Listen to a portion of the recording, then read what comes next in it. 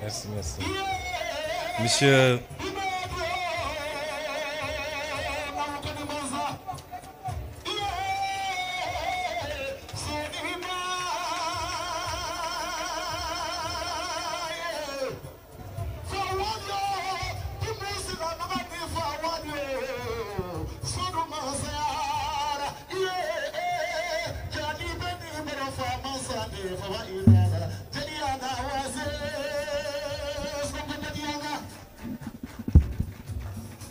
Monsieur le ministre de la formation professionnelle,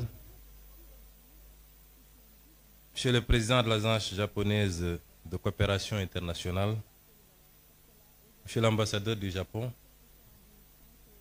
Mesdames, Messieurs les représentants des missions diplomatiques, Monsieur le représentant résident de l'Agence japonaise de coopération internationale, Monsieur le président du conseil d'administration du Centre de formation professionnelle et technique Sénégal-Japon, Mesdames, Messieurs les directeurs généraux, les directeurs nationaux et directeurs de société, Mesdames, Messieurs les représentants des organisations patronales et des travailleurs, Monsieur le directeur du Centre de formation professionnelle et technique Sénégal-Japon, Mesdames, Messieurs les membres du corps enseignant et du personnel administratif, chers élèves et étudiants, Mesdames, Messieurs, je suis venu aujourd'hui représenter son Excellence, Monsieur le Président de la République, à cette cérémonie. Hier déjà, le Président de la République avait reçu Monsieur le Président de la JICA et Monsieur l'ambassadeur du Japon. Et aujourd'hui, il me délègue de le représenter à cette cérémonie. Cela atteste de l'importance que le gouvernement du Sénégal, et en premier le président de la République, accorde à la formation professionnelle, mais plus singulièrement à cette institution importante qu'est le Centre de formation professionnelle technique Sénégal-Japon. Monsieur le président de la JICA, monsieur l'ambassadeur, je voudrais avant tout vous adresser des remerciements chaleureux, sincères et profonds du peuple sénégalais pour votre présence durant ces 40 dernières années à contribuer à la formation d'acteurs importants pour la construction de tout développement. Monsieur l'ambassadeur, vous avez résumé la situation telle qu'elle se présente pour nos pays. Vous avez dit que le Japon, ce que nous savions déjà, ne disposait d'aucune ressource naturelle pratiquement, et qu'il a pu compter particulièrement sur un facteur important qui est le capital humain pour être aujourd'hui parmi les 5 économies les plus importantes du monde. Cela doit nous interpeller, nous, Africains et nous, Sénégalais, puisque nous disposons d'énormément de ressources naturelles, du pétrole, du gaz, du zircon, des ressources halieutiques, des terres arables, de la ressource solaire et halieutique en abondance. Nous n'avons pas un climat hostile, nous n'avons pas des hivers extrêmement durs. Nous ne sommes pas confrontés à certains problèmes géographiques ou des problèmes liés à un certain nombre de phénomènes tels que les tremblements de terre, les cyclones, les tsunamis et toute autre catastrophe naturelle qui dévaste souvent un certain nombre de pays, et particulièrement le Japon. Et qu'est-ce qui justifie dès lors que nous soyons là où nous en sommes et que le Japon en soit là où il en est?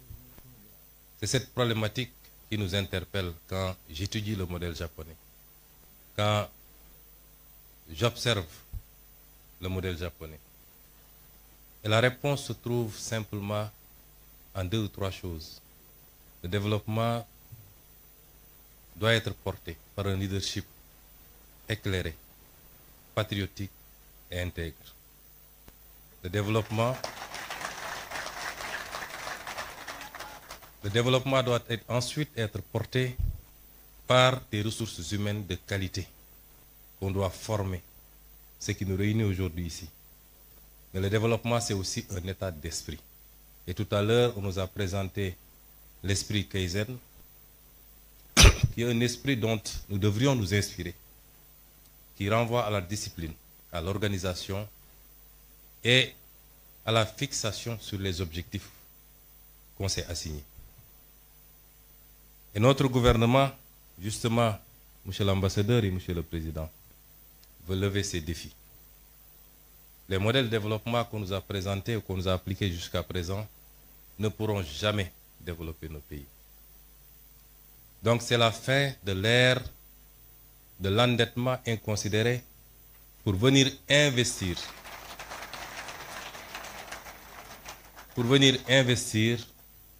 dans des projets qui n'ont aucun rapport avec la construction d'un développement endogène et souverain. Nos priorités dès à présent, et vous vous en rendrez compte à partir de lundi, puisque nous allons présenter au Sénégal et au monde entier le nouveau référentiel des politiques publiques, avec un horizon dégagé sur 25 années, mais avec ses déclinaisons quinquennaux et décennaux, vous vous rendrez compte que notre objectif, c'est de nous atteler à une construction méthodique, appliquée, patiente, d'un véritable modèle de développement structuré autour d'un certain nombre de pôles de développement qui seront au nombre de 8 à travers le Sénégal. Et nous voudrions que la coopération avec tous nos partenaires soit circonscrite désormais autour de ces impératifs. Et à ce titre, je pense que le Japon est largement en avance, puisque le modèle qui nous est présenté ici est justement le modèle qu'il nous faut, qu'il faut dupliquer et renforcer. Je me réjouis déjà d'entendre et de voir que notre complexe sera bientôt ouvert à Diamniadio. Nous vous en remercions. Mais il est souhaitable, toujours avec la coopération japonaise, que nous puissions ouvrir autant de complexes, à défaut de le faire dans toutes les régions, du moins dans les 8 pôles de développement, pour accroître la chance de tous les Sénégalais, les jeunes Sénégalais, de pouvoir bénéficier d'une formation de qualité chez eux et de pouvoir contribuer localement à construire le développement endogène au niveau local d'abord, au niveau des pôles, puisque c'est la somme des résultats obtenus en mettant en compétition les 8 pôles qui nous permettront d'avoir un résultat appréciable au niveau national. Et dans ce sens, je voudrais rassurer les partenaires. Oui, le modèle japonais est l'idéal pour nos pays. Nous préférons qu'on nous apprenne à pêcher plutôt que de continuer à nous offrir du poisson. Le transfert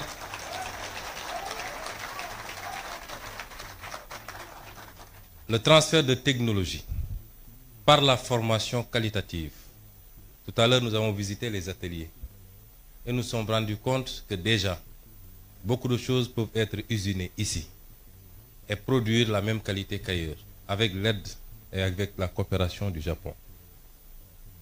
Le transfert de technologie par la formation, mais également par l'accompagnement dans la mise en place des outils, est ce dont nous avons besoin désormais. Et c'est pourquoi j'engage le gouvernement du Sénégal, nous l'avons dit lors du dernier Conseil des ministres, que nous allons renforcer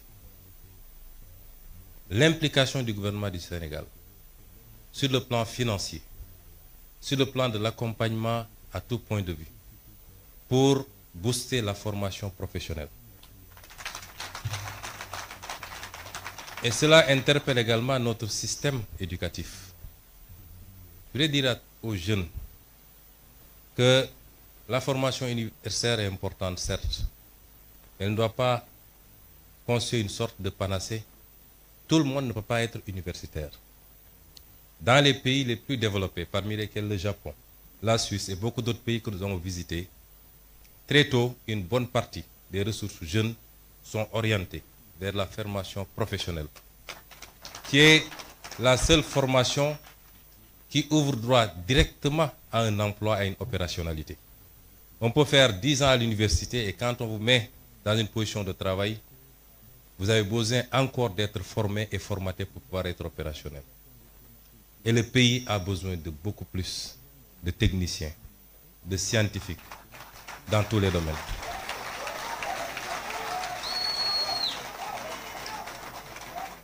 Et c'est pour rassurer également les élèves étudiants que nous ferons le nécessaire avec tout l'accompagnement qu'il faut pour que vous puissiez pousser le plus loin possible, notamment le cycle d'ingénieuriat,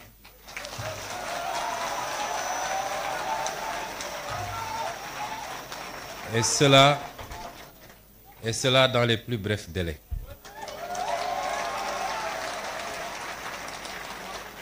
Je ne voudrais pas être long dans ce discours. Je voudrais simplement dire au peuple sénégalais, au-delà des félicitations à nos partenaires japonais, parce que tout ce qu'ils ont fait,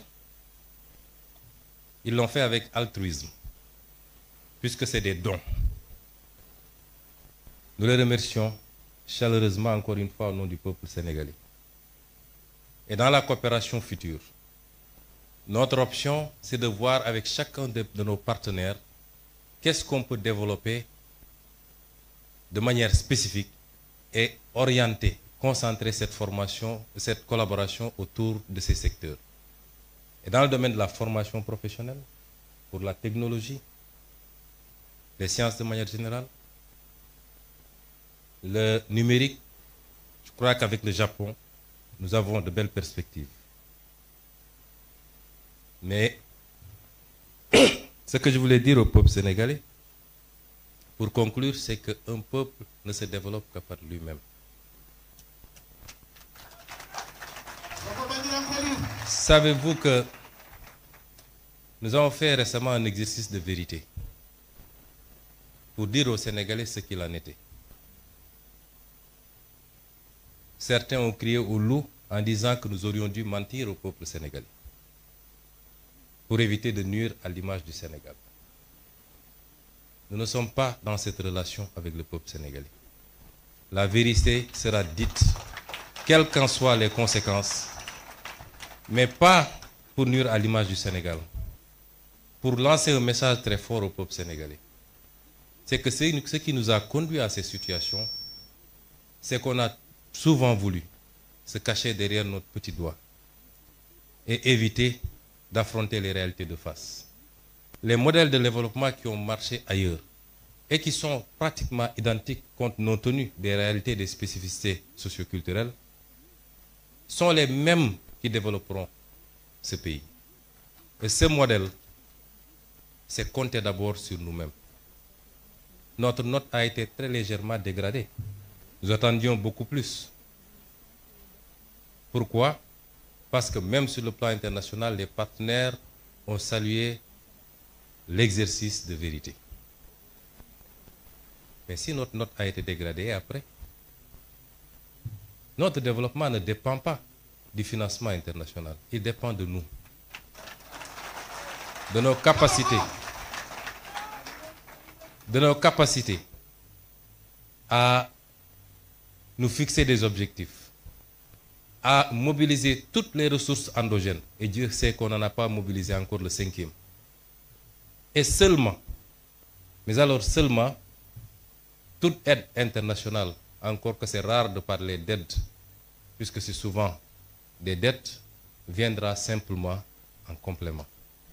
Et ce message, nous devons le comprendre parce que si aujourd'hui le Japon,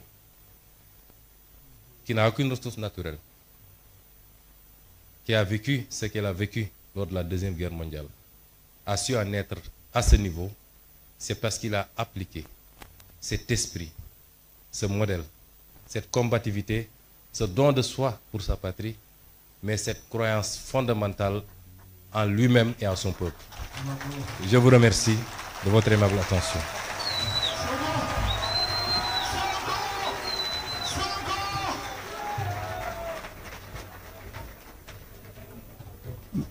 Madame, Monsieur, par ce discours du Premier ministre, nous mettons fin à cette cérémonie en attendant de commencer en 4e session le panel.